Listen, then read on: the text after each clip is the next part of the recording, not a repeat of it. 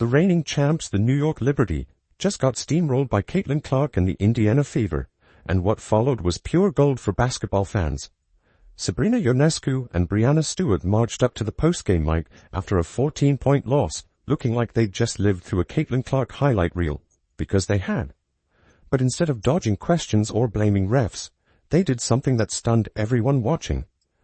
Their brutally honest take on Clark's dominance shut down any lingering debate about who's really setting the standard in this league. Let's rewind and set the scene. The New York Liberty came in flashing their championship rings, still undefeated and riding high. On paper, this was supposed to be a routine win against an Indiana squad that had just survived 5 games without its superstar. The Fever were expected to compete, not dismantle, but the moment Caitlin Clark returned to the floor, it was game over. She dropped 32 points, handed out 7 assists, and put together a personal mixtape of jaw-dropping moments that probably deserves its own ESPN 30 for 30. But the real twist came after the final buzzer.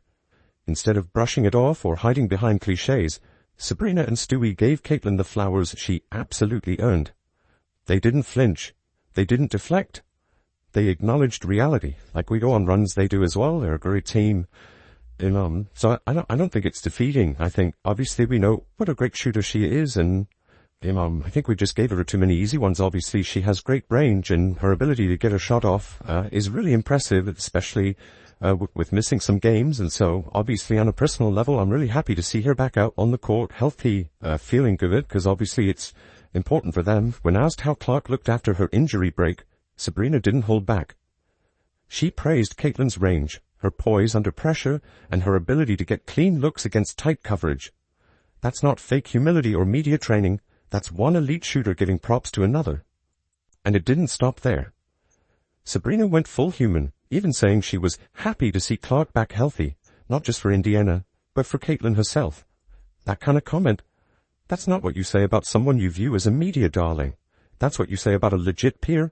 As Caitlin Clark put on a show that only she can, in leading the team to a win over the New York Liberty, she hit the logo bombs, 3 of them in 38 seconds. Caitlin was able to hit down the court. Just gorgeous. I mean, come on. What hit hardest, though, was Sabrina's admission that they gave Caitlin way too many open looks. Let that sink in. This is Sabrina Ionescu, a walking 3-point clinic, admitting that Caitlin's range is a problem even when you think you've closed the gap. When someone with Sabrina's resume tells you Clark's jumper is automatic with even a sliver of daylight, you believe her. Because she knows exactly what it takes to hit from the parking lot. Caitlin Clark is the best basketball player in the world. She's the best basketball player that I have ever seen. She is the difference maker. She is the needle mover. She is the face of basketball right now. Now, Breanna Stewart, she played it cool, but she didn't sugarcoat anything either. This is a 2-time MVP, a champion, someone who could have easily redirected blame or nitpicked officiating. But she didn't. Instead, Stewie acknowledged what everyone saw. They were outplayed, and not by luck, not by fluke, by a team with a better plan, better execution, and one very dangerous weapon. If you watched the game, you caught the moment. Clark hits a logo 3 in Stewart's face, and what does Stewie do? She smiles. That's not defeat, that's recognition. That's what greatness respecting greatness looks like. She didn't pout, she didn't roll her eyes.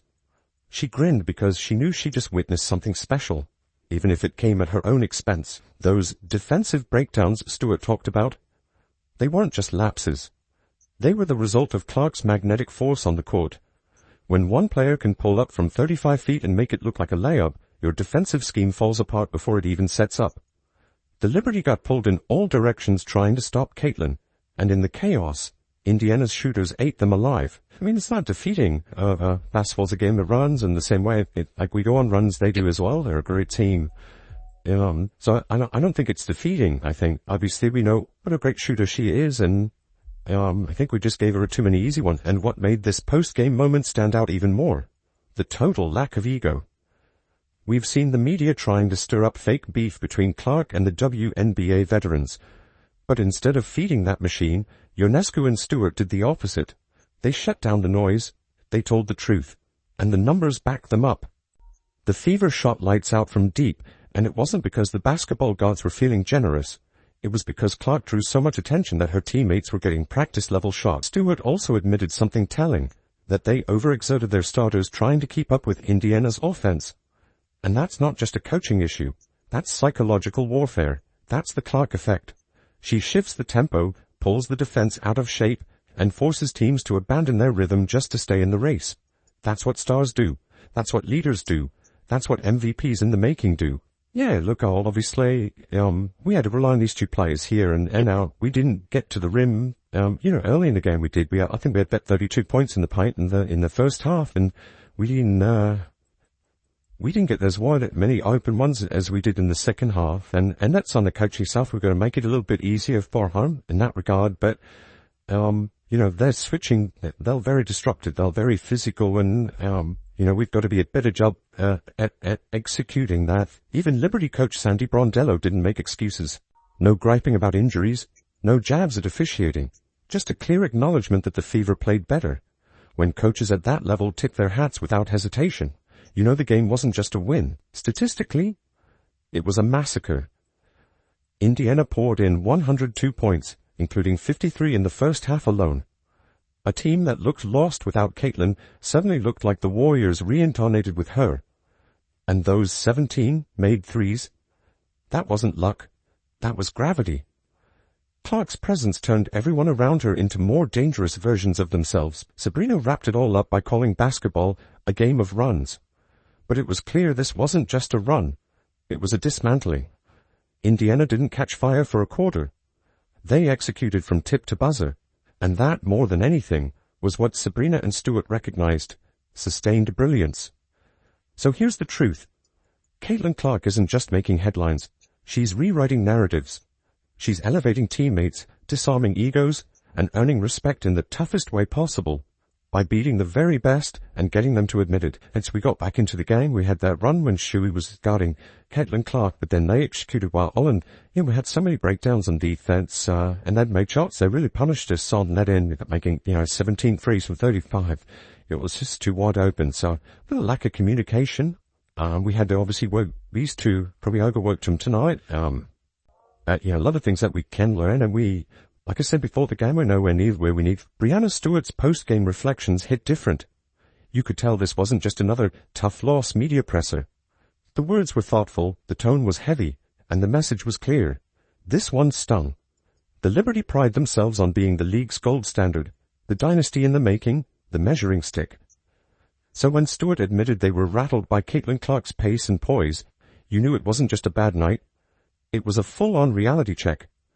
When defending champs are publicly questioning their identity after facing a team that most people had written off 5 games ago, that tells you everything about the shockwave Clark just sent through the league. The numbers don't lie, and in transition they were brutal. The Fever generated 19 fast break chances, nearly triple what they'd been averaging. Why? Because Caitlin Clark doesn't walk the ball up like it's 1999. She grabs a rebound or a loose ball and instantly turns it into a track meet. Stewart mentioned how hard it was to get into their half-court sets when they couldn't get stops. And that's not just a coaching issue. That's Caitlin dictating terms. Ionescu admitted the same thing. When the Liberty couldn't get into their transition offense, their entire rhythm collapsed. And that's the genius of Clark. She didn't just score. She didn't just assist. She took New York's carefully crafted system and torched it. And just when you thought it couldn't get worse, the free throw numbers hit like salt in the wound. The Liberty actually got more whistles, more trips to the line, and still couldn't convert those into any kind of momentum. Stewart even called out their lack of rim attacks. And why weren't they getting to the cup? Because Caitlin Clark was spacing the floor like a sniper in a sniper's nest. You step off her, she pulls. You crowd her, she drives. That gravity shut down New York's ability to penetrate, because any defensive breakdown meant the Fever's offense would get another open look. The Liberty tried it all. Switching, zoning, denying her the rock entirely. Nothing worked. When coaches with championship rings run out of answers, you're dealing with more than a great player. You're dealing with a force of nature. Caitlin Clark is the 4th fastest player in WNBA history to hit a 850 points, logo, long-ass 3. Caitlin's gonna hit us with the Jordan right there. With the tongue out, WNBA rumor suggests Caitlin Clark will be among the first stars making $1 million annually, the most notable of which is, y'all already know who, the needle mover, Caitlin Clark, and Stewart's deeper comments about knowing who we are, cut to the core. That wasn't just a throwaway line, that was an existential basketball crisis. They walked into that arena as the top dog. They left wondering if they were still the alpha when Caitlin's in the mix. That's what great players do, they make even the best question themselves. But the significance here goes beyond just stats and standings. Both Stewart and Ionescu have international resumes. They've faced the best from every corner of the planet. So when they say someone's special, it means something. Sabrina zeroed in on Clark's release, how fast she gets her shot off under pressure, with hands in her face, in the biggest moments. That's not hype. That's next-level skill. Great shooters make shots. Great scorers create them in chaos. Clark? She does both, like she's scripting the game in real time. New York Liberty was picked to be the #1 team in the wnba right now, but I'm telling you, they really lost to the Indiana Fever twice. The Indiana Fever will be 2-0 against the New York Liberty. When Caitlin Clark goes with the Valkyries, it's going to be crazy. But she goes Golden State, that game's going to be crazy. You've seen what it is with the Valkyries, and let's not overlook the defensive chaos she causes. Stewart talked about communication breakdowns. And again, this wasn't just players getting lazy or confused. This was Clark weaponizing movement and timing to force bad decisions. Her gravity breaks rotations before they even start. Championship teams look ordinary when one player stretches the court that wide and makes defenders guess wrong over and over again. Then there's the tempo shift. The Liberty usually control the pace. They slow things down, manage flow, play chess. But Clark made them play ping-pong. That up-tempo speed broke their composure. Stewart acknowledged as much.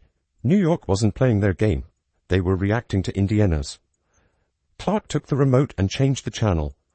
And once she did, the Liberty couldn't find the remote back. Hey, it gets kind of difficult when you prepare for a game, obviously, when I'm on the bench, so knowing the scout, knowing everything that the team's going to do, and still trying to mentally prepare and go through everything like I'm going to play, even though I knew I wasn't going to play. So, doing that, but also knowing I was going to be able to be active today, I think gives you a little extra juice. And so I'm certainly excited just to get back out there and get playing, and really good opportunity for us at home here, coming off of a loss, so it's a big game. The beauty of Clark's performance was that it wasn't just flashy, it was surgical. Every three-pointer felt earned, every decision felt calculated. Ionescu picked up on that too. It wasn't just the makes, it was the when and why. Caitlin didn't force shots. She waited for moments. That's what makes her lethal. Combine that with what her presence does to her teammates. Suddenly they're cutting harder, moving smarter, hitting open shots they'd been missing without her. And it's clear. She's not just a scorer, she's an ecosystem. Even the Liberty's game plan, as exposed post-game, showed how thoroughly they were outmaneuvered. Indiana wasn't just hot. They were hunting weaknesses and exploiting tendencies the Liberty usually keep hidden. Clark saw those gaps and turned them into highways. Every run New York tried to make, Clark stopped it with a back-breaking three, a laser pass, or a clutch finish. Stewart acknowledged it. The Fever had answers every time, and every answer had Clark's fingerprints on it. Her 7 assists, they weren't just dimes, they were demoralizers. Moments where the defense had finally stopped her, only for her to flip it into an open three. It's one thing to torch a team. It's another to make your whole roster better while doing it. That's what Sabrina acknowledged. It wasn't about one player stuffing the box score. It was about one player rewriting how the Fever played basketball, turning them into a fluid, dangerous, cohesive unit the moment she stepped back onto the court. And that brings us to the bigger picture. The title implications. Because Stewart and Ionescu didn't just lose a game, they lost the narrative. Until that night, the Liberty were the undisputed standard. But now, even they admit the landscape's changed. A fully healthy Fever squad with Clark running the show is not a cute underdog anymore. They're a problem. A legitimate post-season wrecking, seeding-shifting threat. And here's the part that matters most. Stewart and Ionescu didn't run from it. They didn't duck questions. They didn't pretend it was an off night or a fluke. They stood there, owned the moment, and gave Clark the respect her performance demanded. That's what real leaders do. And it's also what real competitors do when they know they've just been outplayed by someone who might be the future of the league. Because make no mistake, this wasn't just a game. It was a shift. The Liberty, for all their greatness, got a taste of what the league looks like when Caitlin Clark is in full control. And judging by their reactions, they know exactly what that means. Let us know down below. Were they genuinely respectful, or just gracefully swallowing the L after a straight-up schooling?